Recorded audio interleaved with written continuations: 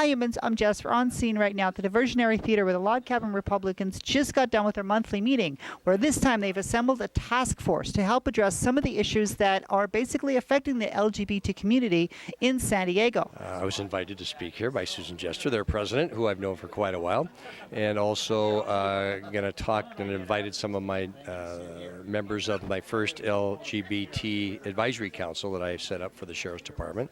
So it's a good night. It's got some meeting some new people. I don't know all the board members. I know them by reputation, but I'm getting a chance to meet a lot of them here tonight and talk about where we're going to go with the Sheriff's Department, some of the pressing issues facing the county from a public safety standpoint right now, especially in the area of detentions.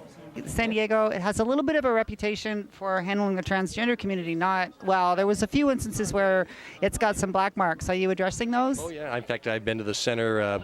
One of my first meetings after I was elected sheriff was down at the center talking with Nicole and Caroline and some people down there about some what I consider to be unfavorable, unjust treatment that some of the transgender community received in our jail. As a result of that meeting, we took steps. We did some training of our deputies, and just tried to.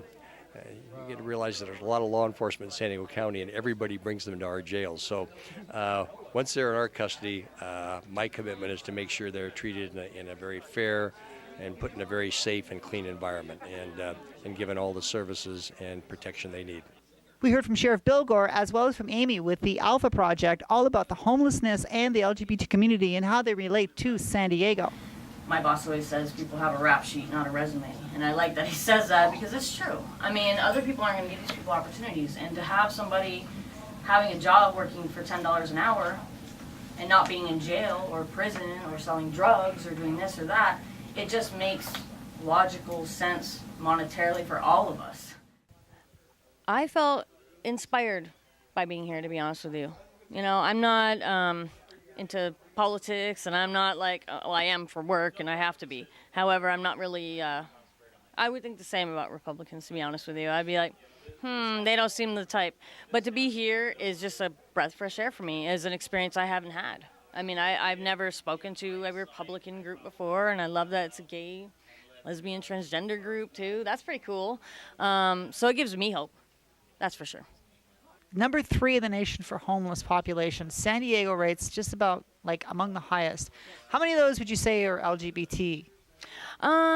Through our programs that we've served, I'd say it's a minimal percentage. I would say maybe 3%. But I feel like that has a lot to do with the fact that people don't feel confident coming forward and asking for the help, and the resources aren't there, and you feel ostracized or you feel discriminated against. And I've heard that so many times I can't even tell you. People do not strive to become criminals and homeless. That's just crazy.